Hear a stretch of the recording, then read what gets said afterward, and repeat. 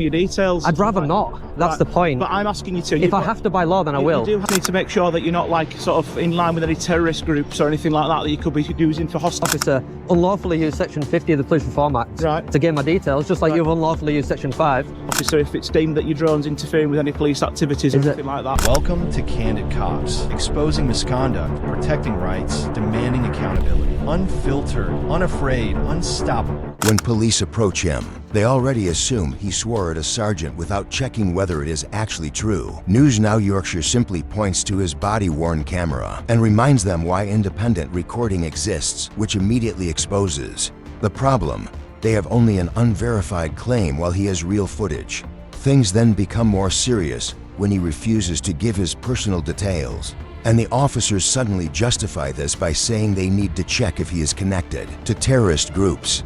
This does not seem like a genuine reason and feels more like a pressure tactic than a response, based on any real evidence. Been told by a fellow officer that you've been verbally abusive in a public place, which would be a Section 4A public order. I have it all recorded, officer. That's fine. Please. She's lied to you. Now you threatened me with arrest, which has now made me have to give my details. So I will have to make a call to my solicitor. For any particular purpose? Is it a hobby? Is it a research project? Anything like that? I don't know yet. At the minute, just sort of flying around, see what happens. Right. I understand that officers just tried to have a word with you on the way into the car park. She sort of shouted at me in a plain clothes, personal car, so I didn't have a clue who she was. Apparently you've told her to pee off. Did I? That's what she said to us. If that's the case, that's not acceptable, is it? Well, that's why we wear independent witnesses that never lie. Right. What do you mean by that?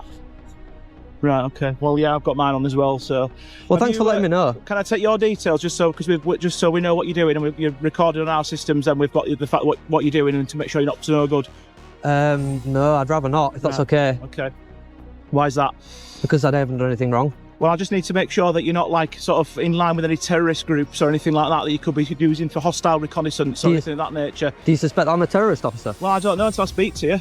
Do I until I take your details and check you through. Is that what you do with everybody? If you're verbally abusive to people, then you have technically committed a public order offence for which I would require your details. Okay. The reasoning falls apart here because they claim a public order offence happened, based only on the sergeant's word, not on any actual behavior. When News Now Yorkshire asks what happens if he refuses to give his details, the officers respond by suggesting he could then be committing another offence, which might lead to arrest. This goes in circles and feels more like repeated threats than sound legal reasoning. Mentioning Section 24 of PACE only makes things worse, because an arrest must be based on real evidence and genuine necessity, not simply on someone's rank or personal preference. The only thing the officers rely on here is a colleague's claim. Even though footage exists that could settle the matter immediately, they choose not to look at it. And that decision matters because deliberately avoiding available evidence raises serious questions about fairness and intent. That's why I'm asking you for them as well.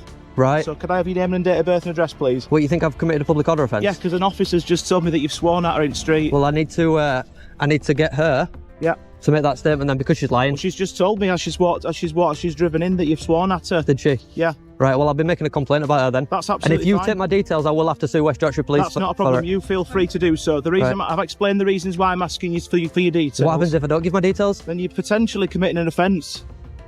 Well, I will. It's a lot easier if you do, isn't it? Yeah, I don't want to give my details. Okay. I will if you tell me that I'll be arrested if I don't. Well, potentially you may be. Yeah, it may make your arrest necessary under Section 24 of the Police and Criminal Evidence Act because your name and address can't be verified. Right. And I've got reasonable grounds to suspect that you've committed an offence. What reasonable grounds is that? But I've been told by a fellow officer that you've been verbally abusive in a public place, which would be a Section 4A public order. I have it all recorded, officer. That's fine. Do you want me to show you the recording? Not at the moment, but I want. Because I could show you the recording. I want you to. And then you would know. Details. I've explained it to you. You've asked me to explain it to you. And I've laid it out plain and simple. The officers back him into a corner by saying they will arrest him simply to find out who he is. If he does not cooperate, this is not what arrest powers are meant for, because it turns arrest into a tool of convenience rather than a response to genuine evidence. It shows officers deciding they want his details and using the threat of arrest to get them instead of relying on proper legal grounds. Arrest cannot exist just to get around someone not cooperating. And it cannot rest on a single untested suspicion. At this point, the idea of reasonable grounds completely breaks down because the decision is no longer based on reason but on what is easiest for the officers in that moment. Faced with the threat of being taken in on a circular excuse, he gives his details to stop things from going further. He does this not because the law requires it, but because pressure has been applied in a way that leaves him with very little Real choice when someone complies because power is being used unfairly against them. That is not genuine consent, it is submission. I think I have to give my details, officer. You do. I do. You've been verbally abusive towards somebody. I haven't though. She's alleging that you have. I haven't As though. I said before, I've got reasonable grounds to suspect that you've committed a public order offence. But I haven't. Okay, listen to me.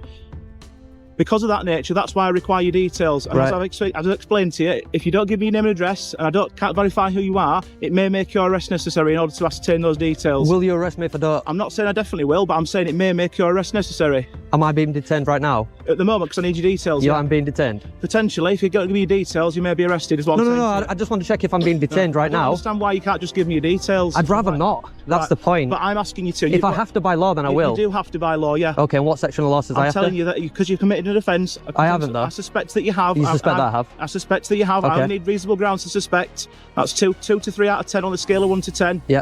I've got that reasonable suspicion. Yeah, okay? yeah. Can you let me know that lady's name or collar number? So she's a sergeant who, Yeah. was off duty at the time, coming into work for whatever reason. I don't know Yeah, why. because but she's a police she's lied officer. to you. Now you Right. threatened me with arrest, Yeah. which has now made me have to give my details. So I will have to make a call to my solicitor. Yeah, that's absolutely fine. Yeah, okay. go- The officer keeps using the word potentially, as if that alone is enough to establish a real offense, and it ends up doing all the heavy lifting because nothing concrete is ever actually presented.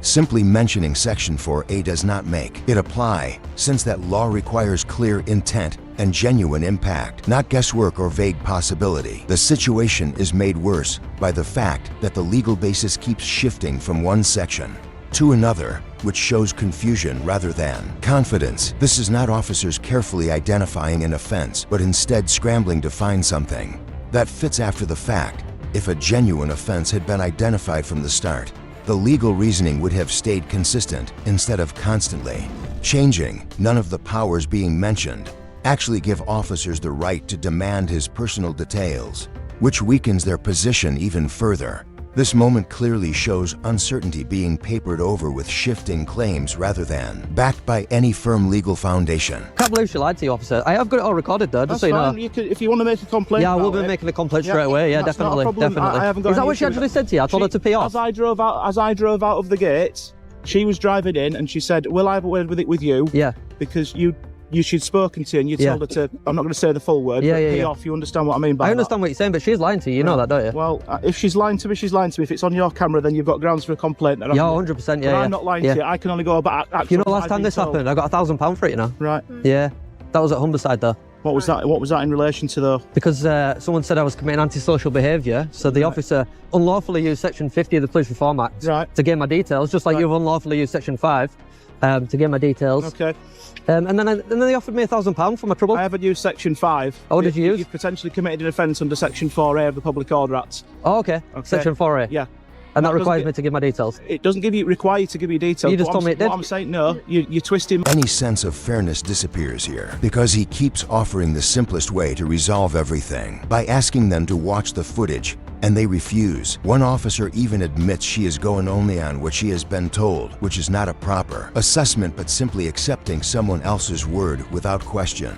His account is not weighed against any evidence but pushed aside, while hearsay is treated as sufficient. Choosing to ignore footage that is available right there in the moment suggests they are protecting a version of events they do not want challenged. Then, after they have already taken his details, the video suddenly becomes relevant, and that timing reveals everything. If the footage had genuinely mattered to them, it would have been reviewed at the beginning, not the end. Watching it last is not proper investigation. It is an attempt to manage the situation after the damage is done and reduce the fallout. Saying to you is because I've got reasonable grounds to suspect that you've committed an offence. Yeah. If you don't give me your details, Yeah. it may make your arrest necessary under Section 24 of PACE. Oh, okay. Because your name and address cannot be verified. Right. And I suspect that you've committed an offence. Well, that's a full explanation. Thank you for that's that. what I said to you the first time. Well, I didn't get that Can explanation, you so maybe you confirm- didn't explain it can you properly, and maybe confirm- I didn't Right. understand. Well, you understand it now, though. I don't do, you? 100%. Yeah, yes. I can't believe she lied to you, and she's a sergeant. She's going around lying to you guys. Do you want me to show you the video? No. Is it because you know that she's lying? I don't know that she's lying. I don't I think you know. I think you know. I think you do know. We're literally just going off what we've been told. Yeah, what you've been told is a lie, though, is what I'm saying. I could show you the video now and show you that she's lying. Do you guys reckon? Your personal opinion? My personal opinion doesn't matter. I don't No. work. My personal opinion has to stay at home when I come to work. Well, use your detective skills then. What do you think? This is what I'm doing. Yeah. Speaking to you. Well, yeah, I could have showed you the video. Find out your version of events. No, what you're doing is getting my details unlawfully. Yeah, I'm not. I've already explained to you the reason why. I could have showed you the video and then you would have no reason to get my details. If you're happy to show me the video, I'm happy to watch it. It's not a problem. Well, there's no point now because you've already given my details. The moment they get his details, everything stops instantly with no offense followed up, no action taken, and no further interest shown.